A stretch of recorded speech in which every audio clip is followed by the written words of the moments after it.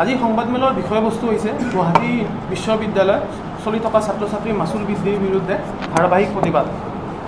আমি দেখিবলৈ পাইছোঁ গুৱাহাটী বিশ্ববিদ্যালয়ত মাচুল বৃদ্ধিৰ ক্ষেত্ৰত ছাত্ৰ ছাত্ৰীসকলে ধাৰাবাহিকভাৱে প্ৰতিবাদ কাৰ্যসূচী ৰূপায়ণ কৰি আছিলে, যাৰ ফলত কৰ্তৃপক্ষ আৰু ছাত্ৰ ছাত্ৰীসকল এক আংশিকভাৱে আলোচনাত মিলিত হৈছে। আমি সকলোৱে জানো, যেতিয়া নতুন শিক্ষানীতি অসমত বলবৎ কৰা হৈছিলে, অসম চৰকাৰৰ হেঁচাত গুৱাহাটী বিশ্ববিদ্যালয়ে FYMP 5 বছৰীয়া সংযুক্ত স্নাতকোত্তৰ পাঠ্যক্ৰম কাৰ্যসূচী আৰম্ভ কৰিছিলে। তাৰ পিছৰে পৰা প্ৰায় 2024 চনৰ জানুৱাৰী মাহৰ পৰা ছাত্ৰ ছাত্ৰীসকলে এক ধাৰাবাহিক দাবী উত্থাপন কৰি আহিছিলে তেওঁলোকৰ ছেমিষ্টাৰ ফিজ হ্ৰাস কৰিবলৈ। কিন্তু এই দাবীৰ ক্ষেত্ৰত কৰ্তৃপক্ষই সদায় আওকাণ কৰি অহা দেখা গৈছিলে।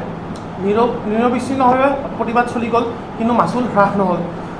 শেষত ছাত্ৰ ছাত্ৰীসকলে ৰাজপথত বহিব লগা হ'ল। তাৰ ফলত কৰ্তৃপক্ষ আৰু ছাত্ৰ ছাত্ৰীসকল আংশিকভাৱে এক আলোচনাত মিলিত হৈ তেওঁলোকক সন্মান কৰালে যে FYMP যি শেষৰ দুবছৰ তেওঁলোকৰ, সেই দুবছৰত প্ৰপাৰ ডকুমেণ্ট থাকিলে, ৰেচন কাৰ্ড থাকিলে তেওঁলোকক প্ৰজ্ঞান ভাৰতী আঁচনিৰ অন্তৰ্ভুক্ত কৰা হ'ব।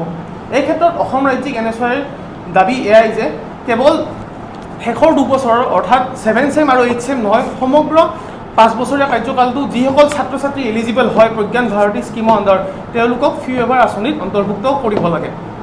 এই ক্ষেত্ৰত আমি দেখিবলৈ পাইছোঁ গুৱাহাটী বিশ্ববিদ্যালয়ৰ সন্মানীয় পঞ্জীয়ক মহোদয়ে এখন সংবাদমেলৰ আয়োজন কৰিছিলে। তেওঁ তাত যুক্তি দাঙি ধৰিছিলে কি কাৰণত বিশ্ববিদ্যালয়ে আপোনাৰ মাচুল বৃদ্ধি কৰিবলগীয়া হৈছে। এই ক্ষেত্ৰত আমি দেখিবলৈ পালোঁ তেওঁৰ যি ষ্টেটমেণ্ট, তেওঁ যথেষ্ট আশা দেখা গৈছে। কাৰণ বিশ্ববিদ্যালয়ে যিকোনো ধৰণৰ কাৰিকুলামেই হওক বা পৰীক্ষা অনুষ্ঠিত কৰাৰ ক্ষেত্ৰতে হওক, চেণ্টাৰ ফিজ লোৱা হয়, ৰিভেলুৱেশ্যনৰ ক্ষেত্ৰত তেওঁলোকৰ এক্সট্ৰা ফিজ লোৱা হয়, ফটোকপিৰ ক্ষেত্ৰত এক্সট্ৰা ফিজ লোৱা হয়। কিন্তু সেই একে ক্ষেত্ৰত আমি দেখিবলৈ পাইছোঁ FYMP ডিব্ৰুগড় বিশ্ববিদ্যালয়ে বলবৎ কৰিলে, কিন্তু তেওঁলোকৰ মাচুল কম্পেৰেটিভলি হ্ৰাস হয় গুৱাহাটী বিশ্ববিদ্যালয়তকৈ। আমি এইটো বস্তু নুই কৰিব নোৱাৰোঁ যে গুৱাহাটী বিশ্ববিদ্যালয় বৰ্তমান আৰ্থিক সংকটৰ সন্মুখীন হৈ আছে। কিন্তু এই ক্ষেত্ৰত আমি উপাচাৰ্য মহোদয়ক প্ৰশ্ন কৰিব বিচাৰোঁ, যেতিয়া সমগ্ৰ অসমৰ ৰাজ্যিক বিশ্ববিদ্যালয়সমূহত FYMP 5 বছৰীয়া সংযুক্ত পাঠ্যক্ৰম ইণ্ট্ৰডিউচ কৰা হৈছিলে, তেওঁ সন্মানীয় মুখ্যমন্ত্ৰী মহোদয়ৰ শিক্ষা উপদেষ্টা আছিলে। গতিকে তাৰপিছত তেওঁ গুৱাহাটী বিশ্ববিদ্যালয়ৰ উপাচাৰ্য হ'ল। তেওঁলোকে যেতিয়া এই নিয়মটো সমগ্ৰ ইউনিভাৰ্চিটিসমূহত বলবৎ কৰিছিলে, তেওঁ এইখিনি আজিলৈকে ষ্ট্ৰীমলাইন কৰিব পাৰিব লাগিছিলে যে গোটেই প্ৰচেছটো স্মুথ হওক।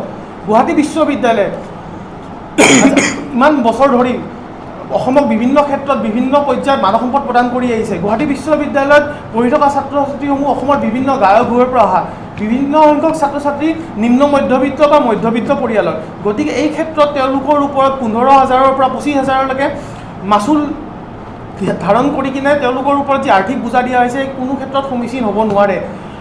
আমি এইটো বস্তু নুই কৰিব নোৱাৰোঁ যে গুৱাহাটী বিশ্ববিদ্যালয় বৰ্তমান যথেষ্ট আৰ্থিক সংকটৰ সন্মুখীন হৈ আছে, তেওঁলোকৰ ওপৰত যথেষ্ট ঋণৰ বোজা আছে বা তেওঁলোক ডেফিচিটত গৈ আছে। গতিকে এই ক্ষেত্ৰত আমি মুখ্যমন্ত্ৰী মহোদয়লৈ দাবী উত্থাপন কৰিব বিচাৰোঁ, যিহেতু গুৱাহাটী বিশ্ববিদ্যালয় অসমৰ সম্পদ, এই ক্ষেত্ৰত কি অসম চৰকাৰৰ কৰণীয় একো নাই নেকি?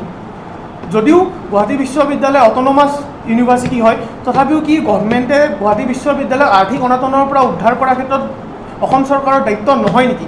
গতিকে এই ক্ষেত্ৰত আমি অসম চৰকাৰৰ সবল স্থিতি বিচাৰোঁ, তেওঁলোকে গুৱাহাটী বিশ্ববিদ্যালয়ক সম্পূৰ্ণৰূপে সকলো ক্ষেত্ৰত সহায় কৰক আৰু গুৱাহাটী বিশ্ববিদ্যালয়ত যাতে ছাত্ৰ ছাত্ৰীসকলে প্ৰজ্ঞান ভাৰতী স্কীমৰ আণ্ডাৰত যিখিনি মধ্যবিত্ত বা নিম্ন মধ্যবিত্ত ছাত্ৰ ছাত্ৰী যিখিনি এলিজিবল হয়, তেওঁলোকে যাতে ফি ৱেইভাৰ স্কীমৰ উপলব্ধ হওক। ধন্যবাদ।